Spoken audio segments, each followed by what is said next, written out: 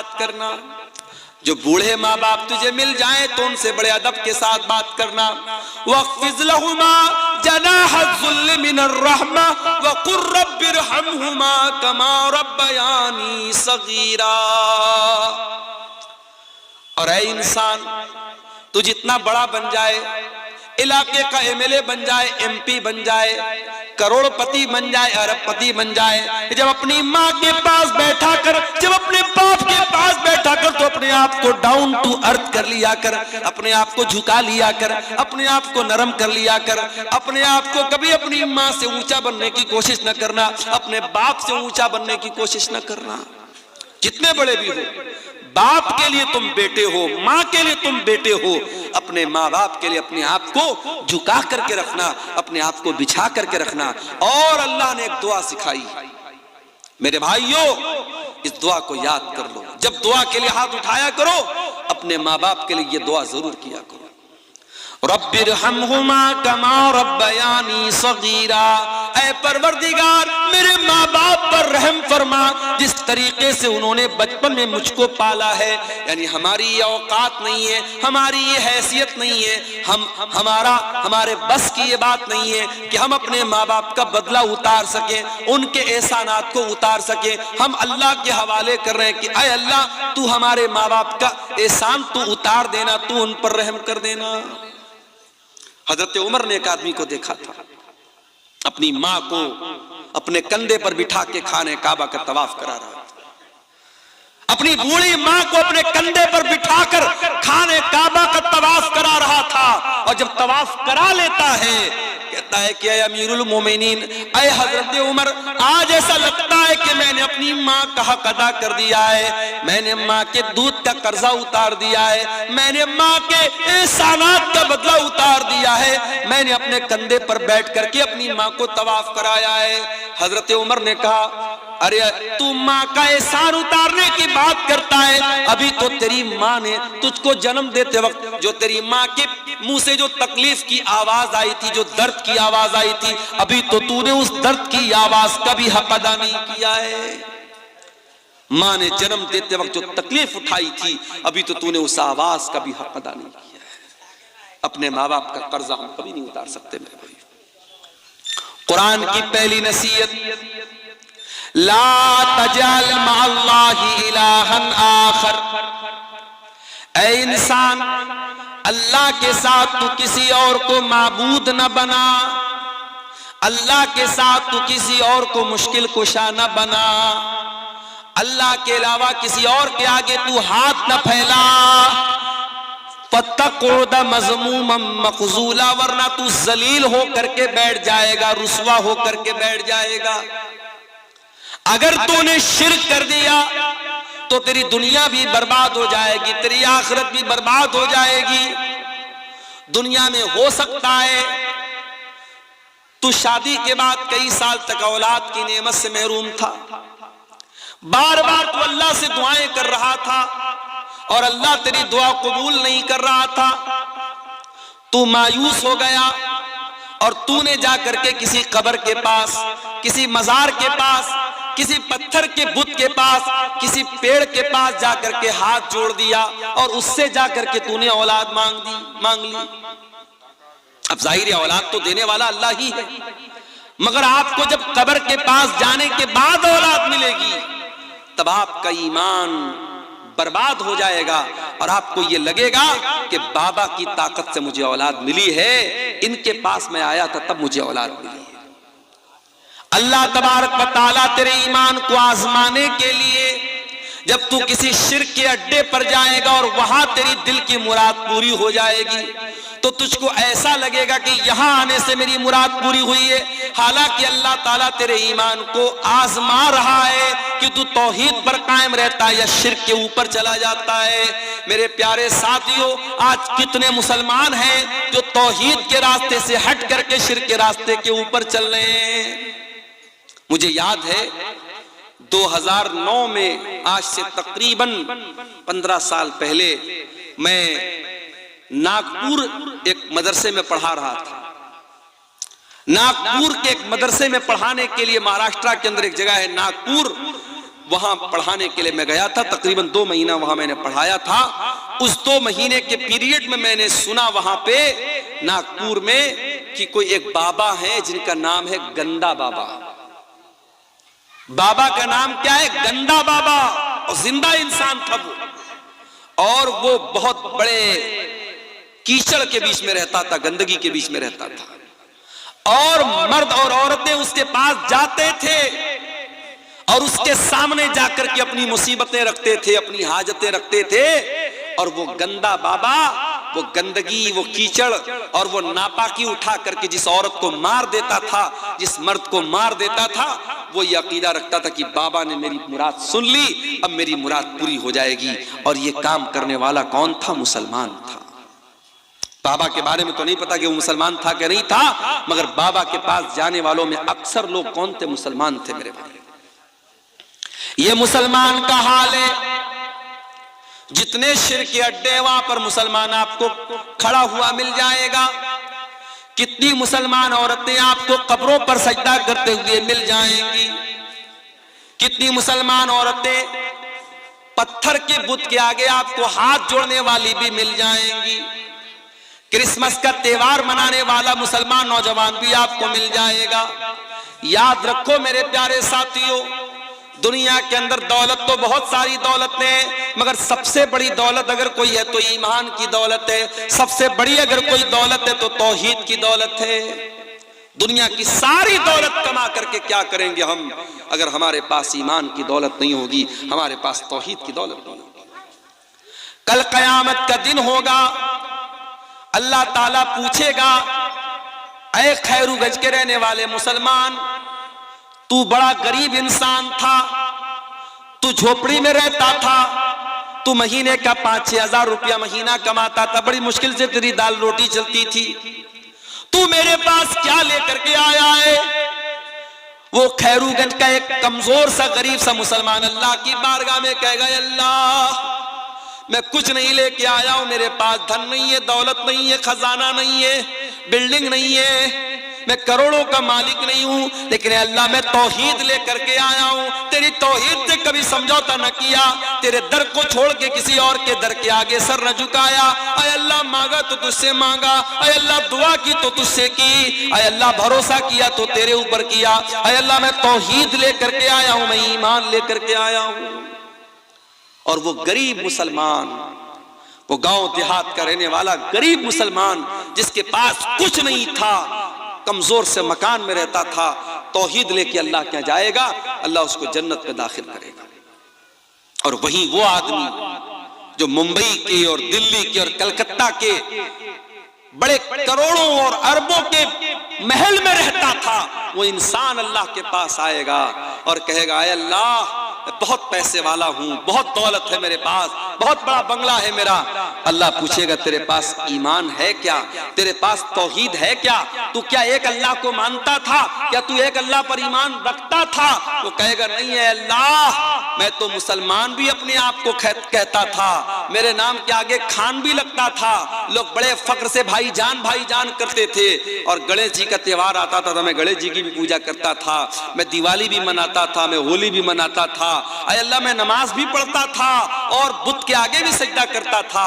मैं सेकुलर मुसलमान था, मैं तौहीद का मतलब नहीं जानता था, मैं तो इंसानियत के नाम पे सबको सही कहता था। वो इंसान जो दुनिया में सबको सही कहता है और अल्लाह के आगे भी सर झुकाता है और पत्थर के बुत की भी इबादत करता है। याद रखो मेरे प्यारे साथियों, अल्लाह कुरान में कहता है, इन्नल्लज़ीना कफरू व मातू व हुम कुफ्फारुन फलन युक़बल मिन अहदिहिम मिल्उल अर्ज़ि ज़हबा। जो लोग ईमान के बगैर दुनिया से चले गए, कुफ्र की हालत में मर गए, तौहीद के बगैर मर गए, अल्लाह कह रहा है कि कल कयामत के दिन अगर वो जमीन भर के सोना भी अगर लेके आ जाए, फलन युक़बल मिन अहदिहिम, तो उनका जमीन भर के सोना भी अल्लाह कबूल नहीं करेगा। सब कुछ है तेरे पास, अगर तौहीद नहीं है अल्लाह ताला तेरा जमीन भर के सोना भी कबूल नहीं करेगा। हजरत आयशा अल्लाह के नबी से सवाल करती है, अय अल्लाह के नबी, अब्दुल्ला बिन जुदान बड़ा नेक आदमी था, बड़ा गरीबों की मदद करता था, दान करता था, खैरात करता था, गरीबों की यतीमों की मदद करता था। ऐ अल्लाह के नबी, क्या अब्दुल्ला बिन जुदान जन्नत में जाएगा? क्या उसकी नेकियां उसके काम आएंगी? अल्लाह के नबी ने फरमाया कि नहीं है आयशा, अब्दुल्ला बिन जुदान को उसकी नेकियां काम नहीं देंगी। क्यों? क्योंकि वो अल्लाह की तौहीद पर ईमान नहीं रखता था। ऐ आयशा, उसने कभी ये न कहा था रब्बिग़फिरली खतीयती यौमद्दीन, ऐ अल्लाह तू कयामत के दिन मेरी खताओं को माफ कर देना। ना वो अल्लाह के ऊपर ईमान रखता था, ना कयामत के ऊपर ईमान रखता था। तौहीद की हिफाजत करो मेरे भाई।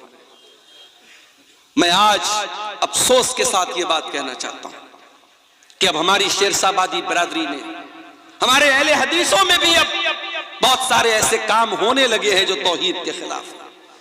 मैं देखता हूं, इसी फील्ड में रहता हूं, जब प्रोग्रामों में आता हूं मैं देखता हूं अब अहले हदीसों के घरों में भी बच्चों के गले में काले काले धागे और तावीज नजर आने लगे हैं।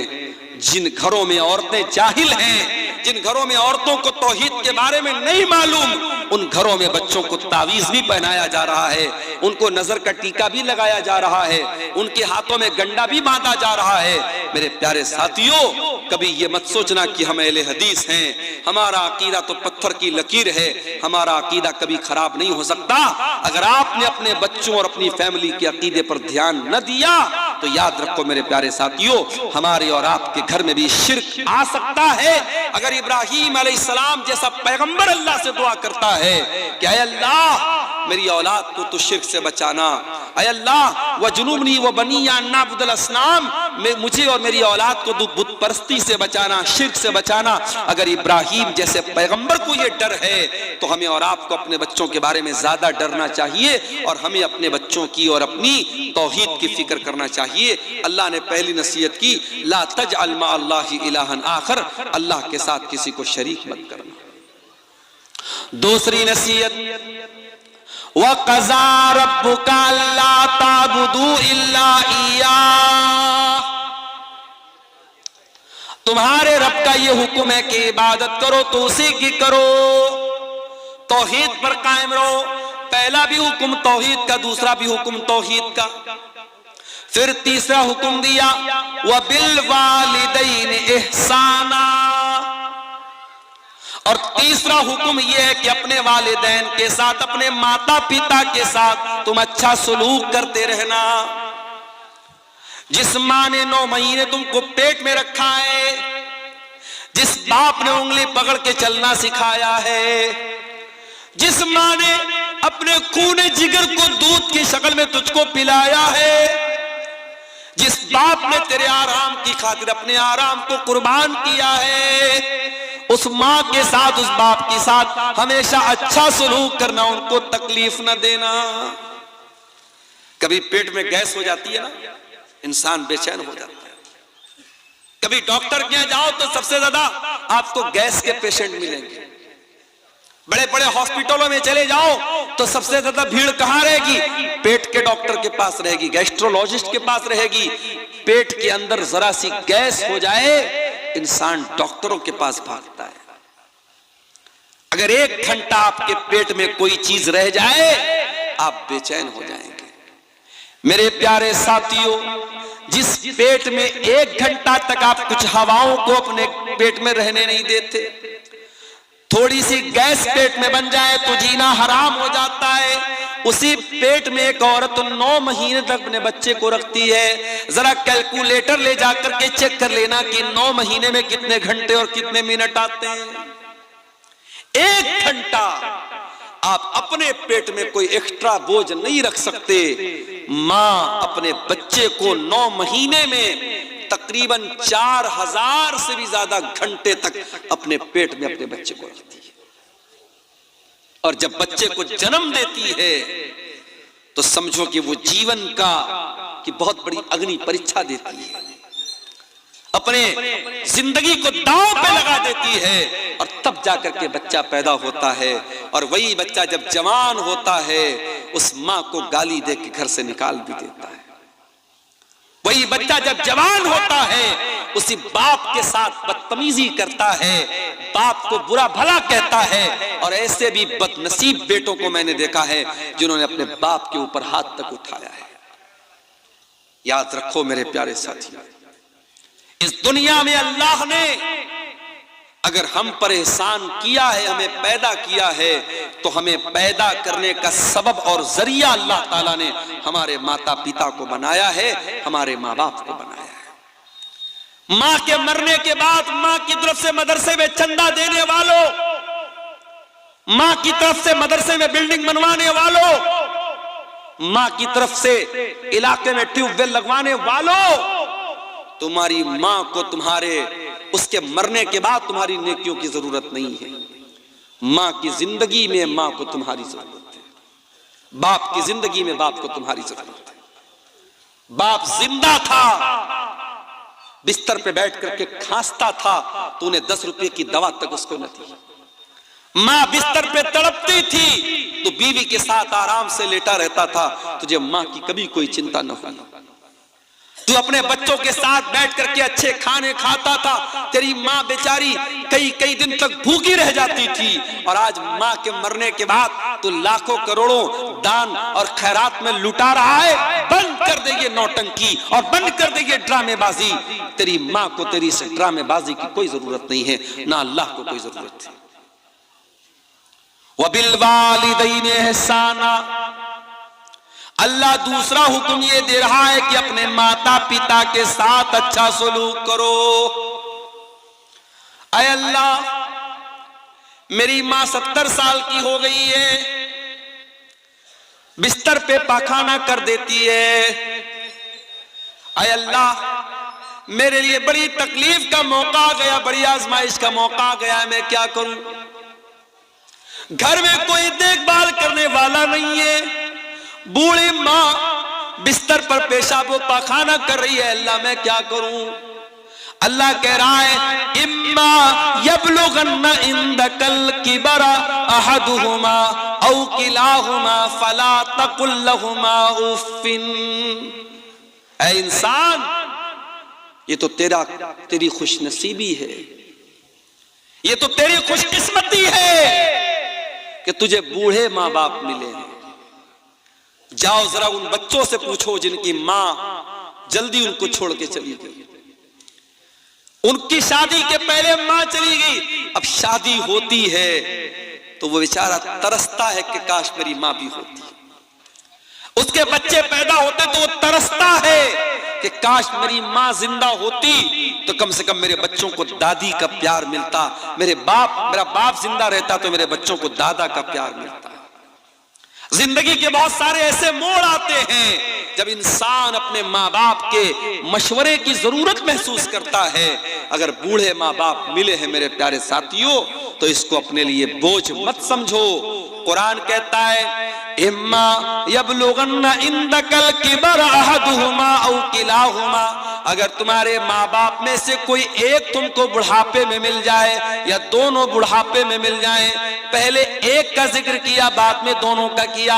अगर एक मिला है, माँ मिली है बाप मर चुका है, या बाप मिला है माँ मर चुकी है, तो जो एक बचा है उसके साथ और स्पेशल उसकी खिदमत करो और ज्यादा उसकी खिदमत करो, क्योंकि जब तक वो दो थे, जब तक बूढ़ा बूढ़ी दोनों जिंदा थे, एक दूसरे का सपोर्ट करते थे, एक दूसरे का सहारा थे, एक दूसरे को हौसला देते थे। अगर बुढ़िया चली गई और बूढ़ा बचा, या बूढ़ा चला गया और बूढ़ी बची, तो वो और ज्यादा लाचार हो गए, वो और ज्यादा बेबस हो गए, उनका और ज्यादा ख्याल करो।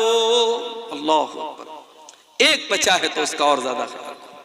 अल्लाह ने पहले एक का जिक्र किया, कहा अगर तुम्हारे माता पिता में से कोई एक तुमको मिल जाए या दोनों मिल जाए तो तुम्हें क्या करना है? फरमाया फला तकुल लहुमा उफ्फिन, उनको कभी उफ भी मत कहना। उफ का मतलब समझते हो? जैसे हमारे यहाँ बोलते हैं, हमारे यहाँ अपनी आम जबान में हम जब किसी को हकारत की नजर से क्या बोलते हैं? ऐसा बोलते हैं। अपने माँ बाप को हट भी नहीं कहना है, हूं भी नहीं कहना है, उप भी नहीं कहना है। यानी सबसे हल्की तकलीफ पहुंचाने का तरीका क्या है किसी को हट कह दिया जाए, किसी को हूं कह दिया जाए, माँ बाप को हूं भी ना कहा जाए। अच्छा एक बात बताओ, तजर्बे की बात बता रहा हूं आपको। कभी कभी जब माँ बाप बूढ़े हो जाते हैं ना, तो उनकी कुछ बातें बड़ी बच्चों वाली हो जाती है।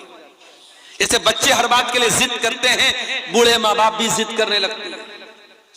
अब मान लीजिए कि आपकी बीवी ने रोटी बनाई है और उसकी बूढ़ी सास ने कहा कि मैं रोटी नहीं खाऊंगी, चावल क्यों नहीं बनाया, मुझे चावल चाहिए, मुझे चावल चाहिए।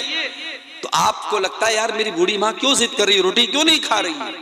अगर बूढ़ी माँ ने कह दिया कि चावल चाहिए, तो ये समझ करके चावल बना दो कि मेरी बूढ़ी माँ की जिद है। क्योंकि एक वक्त था जब तू 3 साल का था और जब तू जिद करता था अपनी माँ से, अपने बाप से, तो तेरे माँ बाप हर हाल में तेरी जिद पूरी करते थे। मेरे प्यारे साथियों, अपने बच्चों से भी इस कदर मोहब्बत करते हैं कि बच्चों की जरा सी तकलीफ हम बर्दाश्त नहीं कर सकते।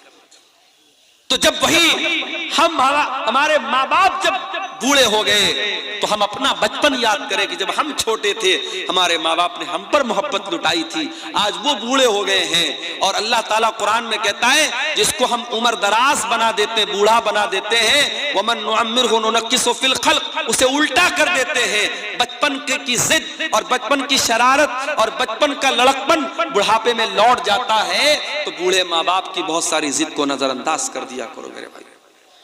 अभी एक दिन मेरी 2 साल की बच्ची है, मेरी घर पे खेल रही थी, खेलते खेलते सीढ़ी के पास पहुंची, गिरने लगी। मेरी बीवी की नजर पड़ी, बीवी ने हाथ पकड़ा उसका। अब हाथ को जोर से पकड़ के खींचा ताकि बच्ची गिर ना पाए, और वो हाथ जोर से खींचने में बेटी का मेरे जो हाथ वो उतर गया। बच्चों का हाथ कमजोर होता है, हाथ उसका उखड़ गया। अब बच्ची बहुत तेज चिल्लाने लगी, उसको किसी पल करार नहीं। मैं मदरसा गया हुआ था, अब बीवी बेचारी रो रही है, बच्चे अलग परेशान। मैं मदरसे से घर आया, मैंने क्या बात है, तो मालूम हुआ कि बच्ची का हाथ उखड़ गया है। फौरन हमारे इलाके के हड्डी के डॉक्टर थे, उनके पास लेके गया, और डॉक्टरों के पास तो तजर्बा होता है। वो फौरन उन्होंने देख करके वो समझ गए कि क्या मामला है। उन्होंने फौरन उसको बच्ची का हाथ पकड़ के कैसे उसको घुमाया, बिल्कुल ठीक हो गया उसका हाथ। तो ये उतनी देर के लिए समझिए कि बच्ची रो रही है, बच्ची तड़प रही है, और हम और बच्ची की जो माँ है, हम दोनों लोगों के लिए एक एक मिनट, एक एक पल बड़ा भारी गुजर रहा था। और जैसे ही बच्ची खेलने लगी, मुस्कुराने लगी, ऐसा लगा कि हमारा दिल बाग बाग हो गया। मेरे प्यारे साथियों, ये बचपन का दौर होता है। फिर जब हम बड़े होते हैं और हमारे माँ बाप जब बूढ़े होते हैं और वो किसी बात के लिए अगर जिद करते हैं या उनको कोई तकलीफ पहुंचती है या वो दवा टाइम से नहीं खाते हैं, तो हम उनको डांटने लगते हैं कि क्यों आप दवा नहीं खाते हैं, आप कोई बात नहीं मानते। मेरे भाइयों, हम अपने बचपन को याद करें। हमारी बहुत सारी नादानियों को हमारे माँ बाप माफ कर देते थे। आज बूढ़े हो गए हैं, आज उनसे बहुत सारी गलतियां हो सकती हैं, चिड़चिड़ापन आ सकता है, जिद हो सकती है। उनकी जिद को नजरअंदाज कर देना। कुरान कहता है वकुल लहुमा कौलन करीमा, अपने माँ बाप से तू अदब से बात करना, सम्मान से बात करना, रिस्पेक्ट के साथ बात करना। जो बूढ़े माँ बाप तुझे मिल जाए तो उनसे बड़े अदब के साथ बात करना। वक़्फ़िज़ लहुमा जनाह ज़ुल्ल मिनर रहमा वक़ुर रब्बिरहमहुमा कमा रब्बयानी सगीरा। और ऐ इंसान, तू जितना बड़ा बन जाए, इलाके का एमएलए बन जाए, एमपी बन जाए, करोड़पति बन जाए, अरबपति बन जाए, जब अपनी माँ के पास बैठा कर, जब अपने बाप के पास बैठा कर, तो अपने आप को डाउन टू अर्थ कर लिया कर, अपने आप को झुका लिया कर, अपने आप को नरम कर लिया कर। अपने आप को कभी अपनी माँ से ऊंचा बनने की कोशिश न करना, अपने बाप से ऊंचा बनने की कोशिश न करना। जितने बड़े भी हो, बाप के लिए तुम बेटे हो, माँ के लिए तुम बेटे हो। अपने माँ बाप के लिए अपने आप को झुका करके रखना, अपने आप को बिछा करके रखना। और अल्लाह ने एक दुआ सिखाई, मेरे भाइयों, इस दुआ को याद कर लो। जब दुआ के लिए हाथ उठाया करो, अपने माँ बाप के लिए ये दुआ जरूर किया करो। रब्बिरहमहुमा कमा रब्बयानी सगीरा, ऐ परवरदिगार मेरे माँ बाप पर रहम फरमा, जिस तरीके से उन्होंने बचपन में मुझको पाला है। यानी हमारी ये औकात नहीं है, हमारी ये हैसियत नहीं है, हमारे बस की ये बात नहीं है कि हम अपने माँ बाप का बदला उतार सके, उनके एहसानात को उतार सके। हम अल्लाह के हवाले कर रहे हैं कि ऐ अल्लाह, तू हमारे माँ बाप का एहसान तू उतार देना, तू उन पर रहम कर देना। हजरत उमर ने एक आदमी को देखा था, अपनी माँ को अपने कंधे पर बिठा के खाने काबा का तवाफ करा रहा था।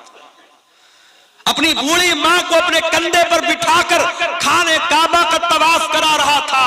और जब तवाफ करा लेता है, कहता है कि अमीरुल मोमिनीन, ऐ हजरत उमर, आज ऐसा लगता है कि मैंने अपनी माँ का हक अदा कर दिया है, मैंने माँ के दूध का कर्जा उतार दिया है, मैंने माँ के एहसानात का बदला उतार दिया है, मैंने अपने कंधे पर बैठ करके अपनी माँ को तवाफ कराया है। हजरत उमर ने कहा, अरे तू माँ का एहसान उतारने की बात करता है, अभी तो तेरी माँ ने तुझको जन्म देते वक्त जो तेरी माँ के मुंह से जो तकलीफ की आवाज आई थी, जो दर्द की आवाज आई थी, अभी तो तूने उस दर्द की आवाज का भी हक अदा नहीं किया है। माँ ने जन्म देते वक्त जो तकलीफ उठाई थी, अभी तो तूने उस आवाज का भी हक अदा नहीं किया है। अपने माँ बाप का कर्जा हम कभी नहीं उतार सकते मेरे भाई। इसलिए अल्लाह कह रहा है कि माँ बाप के साथ भलाई करो, उनको कोई तकलीफ मत पहुंचाओ और उनके लिए दुआ करो। अच्छा, अब यहां पर एक सवाल, मैं अपनी माँ की बड़ी खिदमत करता हूं, मैं अपने बाप की बड़ी सेवा करता हूं, फिर भी मेरी माँ मुझसे खुश नहीं है, फिर भी मेरा बाप मुझसे खुश नहीं है, मेरे दिल में माँ बाप के लिए कोई बुराई नहीं है, मैं अपनी तरफ से बेहतर करता हूं, मगर मेरे माँ बाप मुझसे नाराज रहते हैं। अल्लाह कहता है, रब्बुकुम आलमु बिमा फी नुफूसिकुम इन तकूनु सालिहीन फइन्नहु काना लिल अव्वाबीन गफूरा। तुम्हारा परवरदिगार तुम्हारे दिल के हालात को भी जानता है, तुम्हारे दिल के अंदर क्या है, दुनिया को पता हो या ना पता हो, अल्लाह को तो सब पता है। अगर वाकई में तुम्हारे दिल में कोई चोर नहीं है और दिल में तुम्हारे माता पिता का सम्मान है, माँ बाप की इज्जत करते हो, माँ बाप का हक अदा करते हो, और फिर भी माँ बाप को तुमसे शिकायत है, तो कोई मसला नहीं, अल्लाह माफ करेगा, क्योंकि तुम्हारे दिल के हालात को अल्लाह जानता है। तो ये दूसरी नसीहत है मेरे भाई। तीसरी नसीहत, व आतिज़ल कुर्बा हक़्क़हु वल मिस्कीन व इब्नस सबील, और अपने रिश्तेदार को भी उसका हक दो, और गरीबों को भी उनका हक दो, और मुसाफिरों को भी उनका हक दो। माँ बाप के बाद अल्लाह ताला ने रिश्तेदार का जिक्र किया है। आप अररिया के हैं, अगर आपके रिश्तेदार पूर्णिया में है, आपके रिश्तेदार कटिहार में है, आपके रिश्तेदार बंगाल में है, तो आपको पता होना चाहिए हमारे रिश्तेदार कौन कौन है। और अगर आपको अल्लाह ने दौलत से नवाजा है और आपके रिश्तेदारों में कोई जरूरतमंद है, तो आप जब ज़कात निकालें, जब दान खैरात करें, जब चंदा दें, जब सदका खैरात करें, तो अपने रिश्तेदार को तरजीह दें, रिश्तेदार की पहले मदद करें। रिश्तेदार की जब आप मदद करेंगे तो आपको डबल सवाब मिलेगा, रिश्तेदारी का भी सवाब मिलेगा और सदका देने का भी सवाब मिलेगा।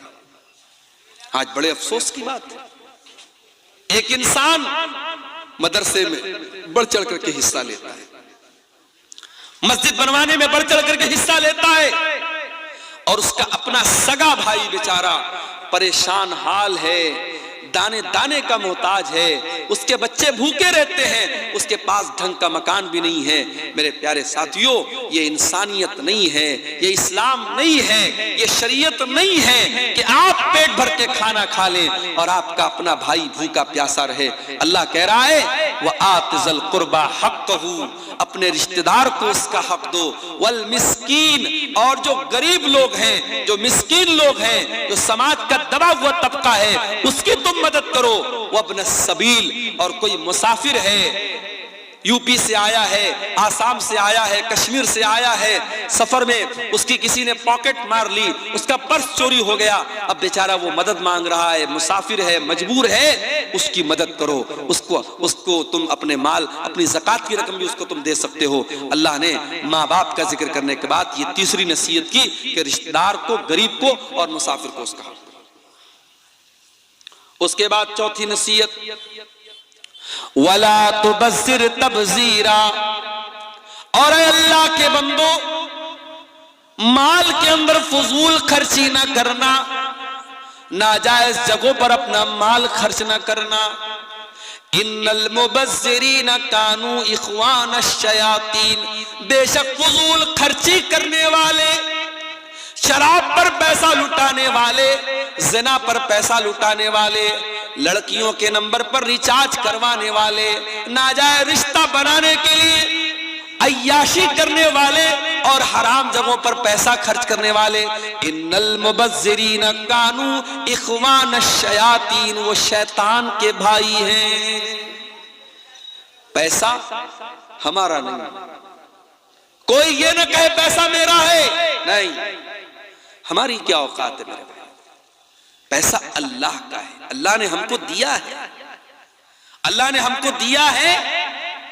अल्लाह चाहता तो हमें ना देता।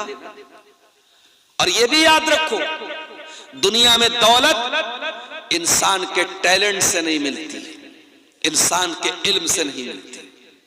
बड़े बड़े आलिम हैं, बड़े पढ़े लिखे लोग हैं, बड़े बड़े डिग्री वाले लोग हैं, वो तरस रहे हैं, बड़ी मुश्किल से अपना घर चला रहे हैं, और जाहिल और अंगूठा छाप लोग करोड़ों कमा रहे इसी दुनिया में, इसी इलाके में। आप देख लीजिए, पटना के अंदर मैंने देखा ऐसे ऐसे लोग ओला बाइक चला रहे हैं जो इंजीनियरिंग पढ़े हुए हैं और बड़ी आला तालीम हासिल किए हुए हैं, और क्या कर रहे हैं, वो बाइक चला रहे हैं किराए पर मुसाफिरों को बिठा बिठा के, यानी जो काम ऑटो का होता है, रिक्शा का होता है, वो बाइक का वहां काम हो रहा है, ओला बाइक चला रहे हैं।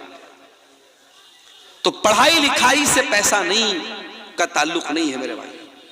ठीक है, आप पढ़ लिख लेंगे, अल्लाह करे आपको अच्छी नौकरी मिल जाए, अच्छा मकाम मिल जाए, मगर जरूरी नहीं है कि आपके इल्म के एतबार से आपको पैसा मिले। तो अगर अल्लाह ने आपको पैसे वाला बनाया है तो ये मत कहिए कि पैसा मेरा है, पैसा अल्लाह का है। और जब पैसा अल्लाह ने आपको दिया है तो ये पैसा कहां खर्च करना है और ये पैसा कहां से आया है, दोनों का हिसाब अल्लाह को देना पड़ेगा। अल्लाह के प्यारे नबी फरमाते हैं, ला तज़ूलु क़दमा इब्ने आदम मिन इंदि रब्बिही यौमल क़ियामा, क़यामत के दिन इंसान अपनी जगह से हिल नहीं पाएगा जब तक 5 सवालों का जवाब न दे दे। और उन 5 सवालों में एक सवाल ये भी होगा, व अन मालिही मिन ऐन इक्तसबहु व फ़ीमा अनफ़क़हु, तूने माल कहां से कमाया और कहां खर्च किया। हराम जगहों पर पैसा खर्च करने वाले शैतान के भाई हैं। अपने जायज काम पर अगर आप जरूरत से ज्यादा पैसा खर्च करते हैं, जैसे राहुल गांधी का जूता अभी आजकल बड़ा चर्चा में चल रहा है। राहुल गांधी ने, पता नहीं, मैंने वीडियो देखा नहीं है, ये बयान किया जा रहा है, कहने वाले बोल रहे हैं कि राहुल गांधी ने किसी को जूता मार दिया तो बेचारा आईसीयू में चला गया। तो इंटरनेट पर मैंने चेक किया तो पता लगा वो 4 लाख का जूता है। भाई 4 लाख के जूते से किसी को मारोगे तो कहां जाएगा, आईसीयू में ही जाएगा। हम लोग घड़ी पहनते, बड़ी मुश्किल से, टाइटन की घड़ी है, 1000-2000 की घड़ी आती है। कुछ लोग साहब राडो की घड़ी पहनते हैं, और पता नहीं कौन कौन सा ब्रांड आता है, 1.5 लाख की, 2-2 लाख की घड़ी पहनते हैं लोग। तो घड़ी पहनना तो जायज है, लेकिन इसमें आप हद से ज्यादा पैसा खर्च करेंगे तो ये इसराफ है। जूता पहनते हैं लोग 4-4 लाख का जूता, ये इसराफ है मेरे भाई। किसी बहुत बड़ी बॉलीवुड की हीरोइन की शादी थी, बनारस से उन्होंने अपनी शादी का लहंगा सिलवाया था। बनारस तो जानते हैं आप, साड़ी का गढ़ है और कपड़े का गढ़ है। तो मैं नाम नहीं लूंगा हीरोइन का, वरना आप लोग कहेंगे मौलाना को हीरोइनों का नाम भी आता है। उस हीरोइन के लहंगे का कपड़ा बनारस से तैयार हुआ था, और उस लहंगे में ओरिजिनल गोल्ड जो होता है, सोना, उसकी जरी इस्तेमाल हुई थी, उसका तार इस्तेमाल हुआ था, और कई लाख का वो लहंगा था। और ये आज से मैं 15 साल पहले की बात बता रहा हूं। एक हीरोइन की शादी हुई तो उनका लहंगा बनारस से तैयार हुआ था। शादियों पर कितना खर्च हो रहा है देखिए। उत्तर प्रदेश के मेरठ में एक शादी हुई, लड़के ने अपनी साली को घड़ी, साली ने आकर के घड़ी पहनाई तो घड़ी पहनाने की जो रस्म थी उसका जो पैसा दिया दुल्हे ने 2.5 लाख रुपया दिया। 2.5 लाख रुपया उसको घड़ी की पहनाई का दिया। और मौलवी साहब ने जिन्होंने निकाह पढ़ाया उनको निकाह पढ़ाने का इनाम 11 लाख रुपए दिया गया। और दुल्हे साहब को ससुराल से जो पैसा मिला इनाम के तौर पे, जहेज के तौर पे 2.5 करोड़ रुपया कैश मिला। ये न्यूज बाकायदा आई थी। उत्तर प्रदेश के सिद्धार्थ नगर में शादी हुई। मुसलमान की बात बता रहा हूं, किसी गैर मुस्लिम की बात नहीं बता रहा हूं। मुसलमान की शादी हुई, वो बारातियों पर नोट लुटा रहा था। 20 लाख रुपए उसने नोटों की गड्डियां हवा में लुटा दी, 20 लाख रुपए लुटा दी उसने बारातियों के ऊपर। ये मुसलमान ये काम कर रहा है। अल्लाह कह रहा है वला तो बज़िर तबज़ीरा, फजूल खर्ची न करना। इन्नल मुबज़्ज़िरीना कानू इख़वान शयातीन, फजूल खर्ची करने वाले शैतानों के भाई हैं। व कान शैतानु लिरब्बिही कफूरा, और शैतान अपने रब का बहुत बड़ा नाशुक्रा है। कितनी चीजें हो गई? 4 चीजें हो गई। अब 5वीं चीज भी सुन लीजिए। वइम्मा तुरिज़न्ना अन्हुम इब्तिगा रहमतिन मिन रब्बिका तरजूहा फकुल लहुम क़ौलन मैसूरा। अगर तुम्हारे पास गरीब को देने के लायक, रिश्तेदार को देने के लायक पैसा नहीं है और वो तुमसे मदद मांगने के लिए आया है, अल्लाह ने पहले देने का तरीका बताया। अगर देने की ताकत नहीं और मना करना है तो मना कैसे किया जाए, मना करने का तरीका भी बता दिया। फरमाया फकुल लहुम क़ौलन मैसूरा, अपने उस रिश्तेदार को अगर पैसा देने की ताकत नहीं है तुम्हारे अंदर तो नरमी के साथ माजरत कर लेना, एक्सक्यूज बयान कर देना, अपना उज्र बयान कर देना। उसके साथ सख्ती ना करना, उसको डांट करके मत भगाना, उसको झिड़क करके ना भगाना, नरमी के साथ, प्यार के साथ, मोहब्बत के साथ उसको रवाना कर देना। अगर कोई आपके दरवाजे पर मदद मांगने के लिए आ जाए, कोई साइल आ जाए, तो कुरान कह रहा है उसको कभी सख्ती के साथ बात मत करो, मोहब्बत के साथ, नरमी के साथ कह दो भाई अभी मेरे पास नहीं है, बाद में तुम आ जाना। ये ना देने का तरीका अल्लाह ताला ने बयान किया। उसके बाद फरमाया इन्ना रब्बका यबसुत, उसके बाद फरमाया वला तजअल यदका मगलूलतन इला उनुकिका वला तबसुतहा कुल्लल बस्ति फतक़उद मलूमन महसूरा। बड़ी जामे आयत है कुरान की। बाज़ उलमा कहते हैं कि इस एक आयत पर अगर कोई देश अमल करे उस देश की अर्थव्यवस्था सही हो जाए। आज हमारे देश की अर्थव्यवस्था क्यों चौपट है? क्योंकि मामला वही है, अंधेर नगरी चौपट राजा वाला मामला आ चुका है। आज हम रोड पर चलते हैं, चाहे रोड अच्छी हो चाहे रोड खराब हो, हर किलोमीटर पर आज टोल देना पड़ रहा है। बनारस से, पटना से आपके अररिया आने के दौरान कई टोल पड़े, और अभी यहां से अगर हमको बंगाल जाना पड़ जाए तो कई टोल पड़ेंगे। यानी एक एवरेज अगर जोड़ा जाए तो हर किलोमीटर पर 2 रुपया टोल टैक्स हमको देना पड़ता है। हम बाइक खरीदते, कार खरीदते हैं, ऑलरेडी उस बाइक और कार की जब हम कीमत अदा करते हैं अच्छा खासा अमाउंट हम रोड टैक्स में देते हैं, उसके बावजूद जब हम सड़क पर गाड़ी निकालते हैं तो हमें टोल टैक्स भी देना पड़ता है। और इतनी इनकम के बावजूद आज कितने देश में हमारे भूखे मर रहे हैं। यानी देश की अर्थव्यवस्था सही नहीं हो पा रही है। कुरान हमें अर्थव्यवस्था को सही करने का तरीका बता रहा है, कुरान हमें इकोनॉमी को सही करने का तरीका बता रहा है।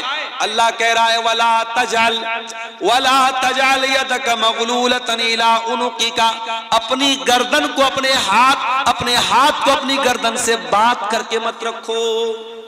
यानी अपने हाथ को बिल्कुल समेट करके मत रखो, जहां जरूरत पड़े खर्च करो।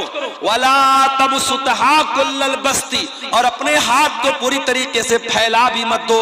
अगर बहुत ज्यादा फैला दोगे, अपनी लिमिट से ज्यादा खर्च करोगे, फतक़उद मलूमन महसूरा, तो जलील होकर के और थक हार करके बैठना पड़ेगा। अगर अपनी चादर से बड़ा पैर फैलाओगे, तो पैर खुल जाएगा और जलील हो जाओगे। जितनी बड़ी चादर है उतना ही पैर फैलाओ। बहुत ज्यादा कंजूसी भी मत करो और बहुत ज्यादा सखावत भी मत करो। बहुत सारे लोग होते हैं, पैसा भी है, दौलत भी है, लेकिन अपने बच्चों को ना अच्छा खिलाते हैं ना खुद अच्छा खाते हैं। रोजाना वही घर में एक तरीके की सब्जी बन रही है, वही एक तरीके का गोश्त बन रहा है, वही नॉर्मल चीजें बन रही हैं, जबकि अल्लाह ताला ने दौलत दी है, अच्छा खा सकता है, अच्छा पहन सकता है, न ढंग का कपड़ा पहनता है, न ढंग का खाना खाता है। नहीं मेरे भाइयों, अगर अल्लाह ने दौलत दी है, अच्छा खाओ, अच्छा पहनो, यह भी अल्लाह का शुक्र है। अच्छी नेमतें खाओ, जो जिस मौसम का फल मिल रहा है उस मौसम का फल खाओ, उस मौसम के मेवे खाओ, उस मौसम की अच्छी ग़िज़ाएं खाओ। अपने जिस्म पर खर्च नहीं किया तो क्या किया, अपने बच्चों पर खर्च नहीं किया तो क्या किया। मस्जिदें बनवा दी, मदरसे बनवा दिए, कब्रिस्तान में चंदा दे दिया, जमाने के लिए बहुत कुछ कर दिया। अगर अपने ऊपर और अपने बच्चों के ऊपर खर्च नहीं किया तो जिंदगी का कोई मतलब नहीं है मेरे प्यारे साथियों। अल्लाह कह रहा है न तो अपने हाथों को गर्दन से बांध करके रखो, न पूरी तरीके से फैला करके रखो। यानी बखीली भी नहीं करना है, कंजूसी भी नहीं करना है और हद से ज्यादा सखावत भी नहीं करना है। जहां खर्च करने की जरूरत पड़े वहां खर्च करो और जहां कंट्रोल करने की जरूरत पड़े वहां कंट्रोल करो, ना बखीली करो ना सखावत करो। उसके बाद फरमाया इन्ना रब्बका यबसुतुर रिज़्क़ लिमन यशाउ व यक़दिर व काना अल्लाहु बिइबादिही खबीरन बसीरा। तुम्हारे रब को पता है किसको रोजी ज्यादा देना है, किसको कम देना है। अल्लाह अपने बंदों को ज्यादा बेहतर तरीके से जानता है। किसी इंसान को रोजी कम मिली वो शिकवा ना करे, किसी को ज्यादा मिली वो गुरूर ना करे। रोजी अल्लाह बांटता है, रोजी की तकसीम अल्लाह ताला करता है। अल्लाह को पता है किसको कितना देना है। दौलत तो कारून को भी मिली थी, रोजी तो कारून को भी मिली थी और इतनी दौलत मिली थी कि कारून के खजानों की चाबियां बड़े बड़े पहलवान उठाते थे और बड़ी मुश्किल से उठाते थे। मगर कारून बड़ा निकम्मा आदमी निकला, अपनी दौलत पर नाश करने लगा, गुरूर करने लगा, तकब्बुर करने लगा, अहंकार करने लगा। उसकी दौलत भी गई, उसका खजाना भी गया, ईमान से भी हाथ धो बैठा, दुनिया भी चली गई, आखिरत भी चली गई। तो दौलत के ऊपर कभी गुरूर मत करना। हो सकता है दौलत आज है कल नहीं होगी। दौलत की तकसीम अल्लाह ने अपने हाथ में ली है, अल्लाह को पता है कब किसको कितना देना है। कभी इस पर भी हसद मत करना, अरे उसे इतना मिल रहा है मुझे इतना क्यों मिला, उसे ज्यादा मिल रहा है मुझे कम क्यों मिला। कभी इस पर भी हसद मत करना। अपने आप को बेहतर बनाने की कोशिश करो, अच्छा से अच्छा काम करो, मगर दूसरे की रोजी रोटी देख करके हसद मत करो, क्योंकि रोजी देने वाला अल्लाह है। अगर हसद करते हो इसका मतलब कि तुम्हें अल्लाह के फैसले पर, अल्लाह का फैसला तुम्हें मंजूर नहीं है, तुम अल्लाह के फैसले पर एतराज करते हो। उसके बाद फरमाया वला तक़्तुलू औलादकुम खशियता इमलाक, और अपनी औलाद को तुम पेट के डर से कत्ल मत करो। इस डर से अपनी औलाद को कत्ल न करो कि कल वो मेरे साथ खाएगी कैसे। औलाद पैदा तो तुम करते हो मगर खिलाने वाले तुम नहीं हो। हमारे एक दोस्त हैं बंबई के अंदर, शेख सरफराज फैजी, उनकी 2 बीवियां हैं, 2 शादी की उन्होंने। हमारे यहाँ तो एक शादी के बाद अगर कोई दूसरी शादी का नाम भी ले ले तो पाप हो जाता है, गुनाह हो जाता है। साउथ में एक जगह एक मौलाना साहब ने दूसरी शादी पर तकरीर कर दी, मस्जिद में औरतें भी आई हुई थी। औरतों ने तकरीर के बीच में से कहा कि इस मौलाना को पहले भगाओ यहां से, वरना हम इसकी तकरीर नहीं होने देंगे। मौलाना साहब को बीच में से हटा दिया गया। क्यों? क्योंकि मौलाना ने दूसरी शादी के सपोर्ट में तकरीर कर दी। साउथ इंडिया के अंदर एक इलाके में ऐसा मामला, दूसरी शादी करना पाप बना दिया लोगों ने।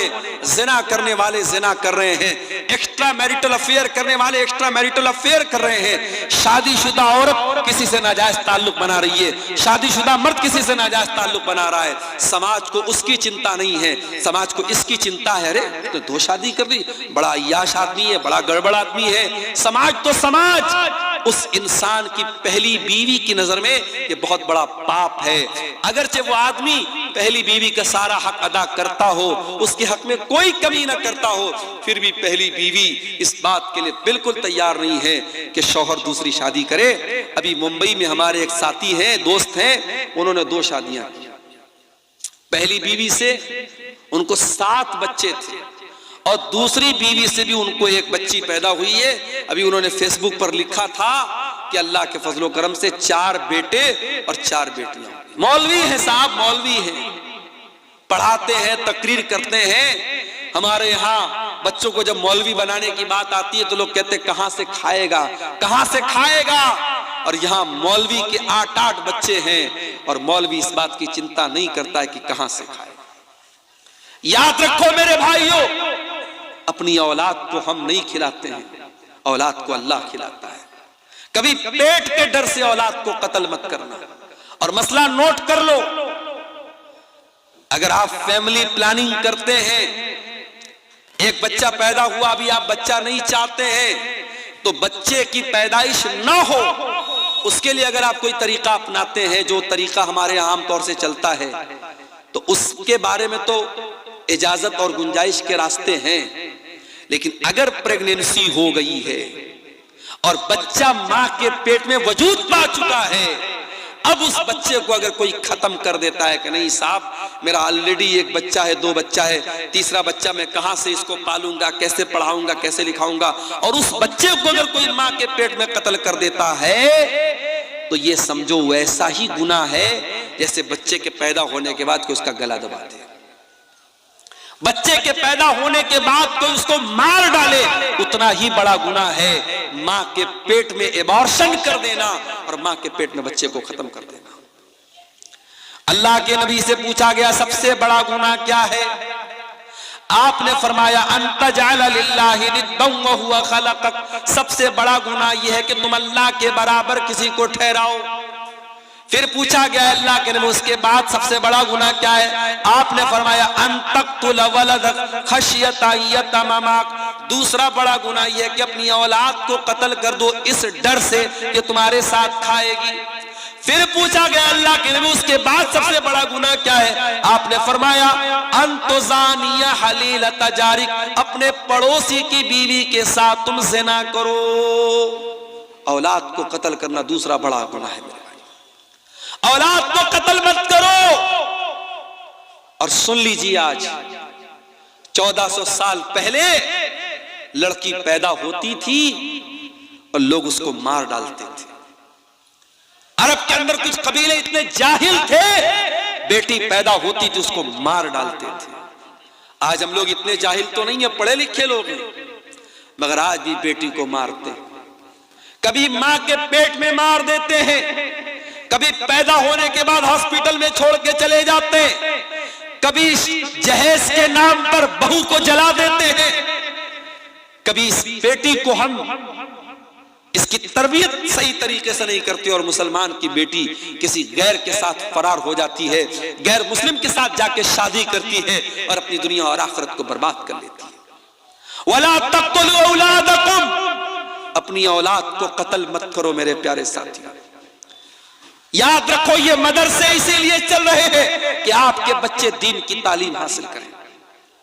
मैं उत्तर प्रदेश का रहने वाला हूं और मदरसों को लेकर के जो हालात सामने आ रहे हैं, मेरी पेशन गोई समझ लीजिए या मेरा तजर्बा समझ लीजिए, आने वाले दौर में मदरसों को चलाना बहुत मुश्किल हो जाएगा। अभी आप ये मत सोचिए कि साहब हम तो बिहार में रहते हैं, हमारे यहाँ तो नीतीश जी की सरकार है, कोई मसला नहीं है। मदरसों को लेकर के बहुत अच्छे इरादे नहीं है लोगों के, मदरसों पर बहुत अच्छी नजर नहीं है। हमें अपने इन मदरसों में जो दीन की तालीम हम दे रहे हैं अपने बच्चों को, मेरे प्यारे साथियों, आने वाले दौर में इन मदरसों को चलाना भी बहुत बड़ा चैलेंज बन जाएगा। मैं सिर्फ यूपी की बात नहीं कर रहा हूं, पूरे ऑल ओवर इंडिया की बात कर रहा हूं। जो हमारे यहाँ जो कानून बन रहे हैं, जो सिस्टम आ रहे, परेशानियां खड़ी हो जाएंगी। इसलिए मैं कहता हूं अपने बच्चों को दीन कैसे सिखाया जाए इसकी फिक्र करो, इसकी चिंता करो। बच्चों को अच्छा खिला देना, अच्छा पहना देना ये काफी नहीं है। अगर आपने बच्चों को ईमान नहीं दिया, बच्चों को दीनी तालीम नहीं दी, तो बच्चों को सही तरबियत न देना ये भी बच्चों को कत्ल करने के बराबर है। और कुरान कह रहा है वला तक़्तुलू औलादकुम खश्यत इमलाक, अपनी औलाद को कत्ल मत करो पेट के डर से, फाका कशी के डर से। नहनु नरज़ुकुहुम व इय्याकुम, तुम्हारी औलाद को भी रोजी देने वाले हम हैं, तुमको भी रोजी देने वाले हम हैं। इन्न क़त्लहुम कान ख़ितअन कबीरा, औलाद को कत्ल करना बहुत बड़ा गुनाह है। उसके बाद फरमाया वला तक़रबुज़ ज़िना, ज़िना के करीब भी न जाना। इन्नहु कान फ़ाहिशतन व साअ सबीला, ज़िना बहुत गंदा काम है और बहुत ही बुरा रास्ता है। अच्छा, ज़िना को रास्ता क्यों कहा गया? अभी मैं स्टेज पर आ रहा था, मैं दाहिनी तरफ से आया, मुझे यहाँ के एक जिम्मेदार ने कहा मौलाना आप गलत रास्ते पर आ गए, इधर बाएं साइड से स्टेज पर आना चाहिए तो रास्ता इधर से बना है। मैंने कहा भाई मुझको पता नहीं था, मैं तो चला आया इधर ही से। तो अगर आपको रास्ते की जानकारी न हो तो आप गलत रास्ते पे जा सकते हैं। हम लोग अररिया से जब आने लगे तो मैप के ऊपर 2 रास्ता बता रहा था। हमने यहाँ के जिम्मेदारों को फोन किया कि किधर से आना है। इन लोगों ने कहा नहीं आप अररिया कोर्ट के पास से जो रास्ता किया उधर से आइए। रास्ता अगर गड़बड़ जरा सा हो जाए तो हम कहीं से कहीं निकल सकते हैं मेरे भाई। वला तक़रबुज़ ज़िना, अल्लाह कह रहा है कि ज़िना के करीब भी मत जाना। इन्नहु काना फ़ाहिशतन, ये बहुत गंदा काम है। वस्साअ सबीला, और बहुत बुरा रास्ता है। अगर आज तुम किसी की बहू बेटी के साथ खेल रहे हो, किसी की लड़की के साथ खेल रहे हो, किसी की बेटी के साथ, किसी की बहन के साथ खेल रहे हो, कल तुम्हारी बहन के साथ भी कोई खेलेगा। तुम वैलेंटाइंस डे पर किसी को फूल दे रहे हो, जरा पता लगाओ कहीं तुम्हारी बहन को भी कोई फूल तो नहीं दे रहा है। मगर एक बात बताऊं, ये सब चीजें उसको बुरी लगेगी जिसके अंदर गैरत हो। और जब गैरत मर जाए तो आप बड़े बड़े शहरों में जाके देख लीजिए, वहां किसी को कोई फर्क नहीं पड़ता। तू मेरी बहन को छेड़, मैं तेरी बहन को छेड़ूंगा। तू मेरी बहन को अपनी गर्लफ्रेंड बना, मैं तेरी बहन को अपनी गर्लफ्रेंड बनाऊंगा। वहां ये कल्चर है मेरे प्यारे साथियों, ये कल्चर वहां पैदा होता है जहां गैरत मर जाती है। और जिसके अंदर गैरत बाकी रहती है उसको बहुत बुरा लगता है। इसलिए मेरे प्यारे साथियों, अल्लाह ने कहा कि ज़िना बहुत बुरा रास्ता है। जिस रास्ते पे चल के तुम ज़िना कर रहे हो, उसी रास्ते पर चल के कोई तुम्हारे घर में भी आ सकता है और तुम्हारी इज्जत पर भी डाका डाल सकता है। और इसीलिए इस्लाम ने इतना टाइट कानून रखा है। इस्लाम ने क्यों इतना टाइट कानून रखा है कि लड़का लड़की अगर गैर महरम है अकेले में न रहे, अकेले में न मिले लड़का लड़की गैर महरम है। तो ये जितने को एजुकेशन वाले स्कूल चल रहे, को एजुकेशन वाले कॉलेज चल रहे, लड़का लड़की साथ में पढ़ रहे, इस्लाम के हिसाब से बिल्कुल गलत है। अगर लड़का लड़की साथ में उठेंगे बैठेंगे तो जाहिर है दोस्ती होगी, ताल्लुकात होंगे, खराबियां पैदा होंगी। को एजुकेशन की इस्लाम में इजाजत बिल्कुल नहीं है। जब तक बच्चे छोटे हैं, क्लास 3 तक, क्लास 4 तक साथ में पढ़ लिए। जब बच्चे बड़े होने लगे, लड़कियां बड़ी होने लगे, उनका सेपरेट स्कूल होना चाहिए, उनकी सेपरेट क्लास होनी चाहिए। लड़के लड़कियां साथ में पढ़े, एक क्लास में पढ़े, चाहे वो मदरसे में हो चाहे वो स्कूल में हो। ये मुनासिब नहीं है। जैसे जैसे बच्चे बड़े होने लगते हैं, समझदार होने लगते हैं, बालिग होने लगते हैं, फिर मसाइल पैदा होते हैं। क्यों शरीयत ने कहा कि देवर भाभी के साथ हंसी मजाक ना करें, देवर भाभी के बीच में पर्दा होना चाहिए? क्यों कहा? क्यों कहा अल्लाह के नबी ने ला यखलुवन्ना रजुलुन बिइम्रातिन इल्ला वसालिसुहुमा शैतान? जब कोई मर्द किसी औरत के साथ अकेले में होता है तो तीसरा शैतान होता है। मेरे प्यारे साथियों, ये तालीमात और ये शिक्षाएं इस्लाम ने इसीलिए दी हैं ताकि ज़िना तक पहुंचाने वाले सारे रास्तों को बंद कर दिया जाए।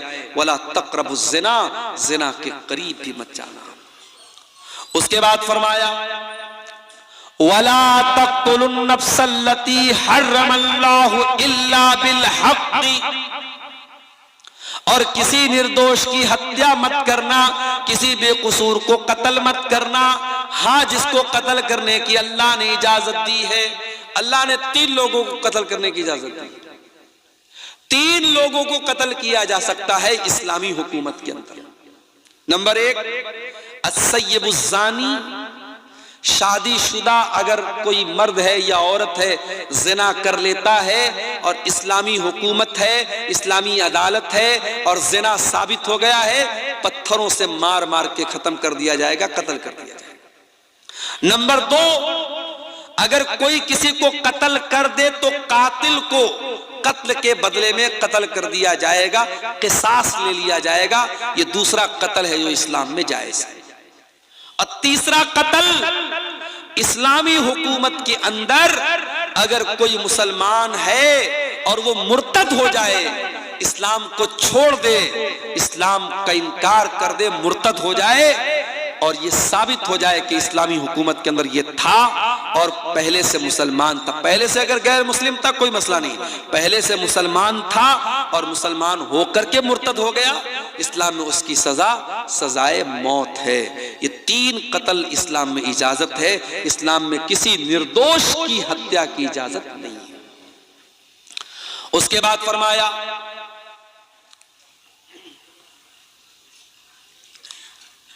वला तक़रबू मालल यतीम इल्ला बिल्लती ही अहसन, यतीम के माल के करीब न जाना। जो बच्चा यतीम है, जिसका बाप मर चुका है, अगर उसका माल तुमको मिल जाए तो उसका माल मत हड़प जाना, उसका माल मत खा जाना, उसके माल के करीब न जाना। इल्ला बिल्लती ही अहसन, हाँ अगर उस यतीम बच्चे को पढ़ाने में, लिखाने में, उसकी परवरिश करने में कुछ पैसा खर्च हो रहा है तो उतना पैसा तुम उसके माल में से ले सकते हो। हत्ता यबलुगा अशुद्धा, और जब वो लड़का जवान हो जाए, बड़ा हो जाए, तो फिर उसका माल उसके हवाले कर दो। यतीम का माल तुम्हें नाजायज तरीके से खाने की इजाजत नहीं। उसके बाद फरमाया वऔफू बिल अहदी, और वादा करने के बाद वादा को पूरा करो। इन्नल अहदा कान मसऊला, अल्लाह ताला क्या वादे का सवाल होगा। अगर किसी से वादा किया है, वादे को निभाने वाला बनो, वादा खिलाफी मत करो, वादे को तोड़ने वाले मत बनो। अब 3-4 बातें और रह गई है, उसको सुन लीजिए, फिर बात को हम खत्म करेंगे। उसके बाद फरमाया वऔफू बिल कैल इज़ा किल्तुम, और जब किसी को सामान नाप करके दो तो पूरा पूरा नाप करके दो। वज़िनू बिल क़िस्तासिल मुस्तक़ीम, और जब सामान तौल करके दो तो तराजू को सही रखो, नाप और तौल को सही रखो। कारोबार में चोरी मत करो, बेईमानी मत करो, फ्रॉड मत करो, नाप और तौल बिल्कुल सही रखो। ज़ालिका खैरुन व अहसनु तअवीला, अल्लाह कह रहा है अंजाम इसी का अच्छा है। अगर सामान गड़बड़ तौलोगे, कल अंजाम बुरा होगा, दुनिया में भी बुरा होगा, आखिरत में भी बुरा होगा। और सामान सही तौल करके दोगे, हो सकता है प्रॉफिट कम कमाओगे, हो सकता है मुनाफा कम कमाओगे, मगर अंजाम इसी का अच्छा होने वाला है। उसके बाद फरमाया वला तक़्फ़ु मा लैसा लक बिही इल्म, और जिस चीज की तुमको नॉलेज ना हो उस चीज के पीछे मत पड़ो। यह भी बहुत बड़ा मसला है आज। जिस चीज के बारे में पता नहीं है उस पर भी लोग अपनी राय देने लगते हैं, अपने फतवे देने लगते हैं, हलाल बताने लगते हैं, हराम बताने लगते हैं। नहीं, जिस चीज की आपको नॉलेज नहीं है उसके पीछे मत पड़िए। वला तक़्फ़ु मा लैसा लक बिही इल्म, जिस चीज का तुमको इल्म नहीं है उस चीज के पीछे मत पड़ो। इन्नस समा वल बसरा वल फुआदा कुल्लु उलाइका कान अन्हु मसऊला, कयामत के दिन कान से क्या सुना है, आंखों से क्या देखा है, और दिल और दिमाग में क्या क्या इरादे पाले हैं, सबका हिसाब लिया जाएगा। कानों से क्या क्या सुन के आए हो, से क्या क्या देख के आए हो, ये फेसबुक पर तुमने क्या देखा, ये रील्स में तुमने क्या देखा, ये इंस्टाग्राम में तुमने क्या देखा, तुमने जो देखा है उसका हिसाब देना पड़ेगा, अल्लाह के सब पूछा जाएगा। आज इंस्टाग्राम के जरिए और फेसबुक के जरिए जो नौजवान लड़के और लड़कियों में जो बेहयाई परोसी जा रही है, मेरे भाइयों, अल्लाह की पनाह है। और इस बेहयाई को परोसने में सिर्फ गैरों का हाथ नहीं, हमारा भी हाथ है, हमारे मुसलमानों का भी हाथ है। कितने मुसलमान लड़के हैं तो वाहियात वीडियो बना करके, गंदी वीडियो बना करके आज इंस्टाग्राम पे छोड़ रहे हैं। और याद रखना, अगर किसी गंदी वीडियो को आपने देखा तो उसका गुनाह तो आप तक था, लेकिन जब आपने शेयर कर दिया, आपने फॉरवर्ड कर दिया, आपने मोबाइल पर स्टेटस लगा दिया, अब 500 लोगों ने देखा, 1000 लोगों ने देखा, एक गंदी चीज को जितने लोगों ने देखा उन सब का गुनाह उनको भी मिलेगा और आपके नामे आमाल में भी लिखा जाएगा। अगर आपने कोई अच्छी तकरीर शेयर कर दी, कोई अच्छी क्लिप शेयर कर दी, कोई आलिम का बयान शेयर कर दिया, कोई कुरान की आयत शेयर कर दी, आपको सवाब तो मिलेगा मिलेगा। जितने लोग उसको पढ़ेंगे और उस पर अमल करेंगे और उसको देखेंगे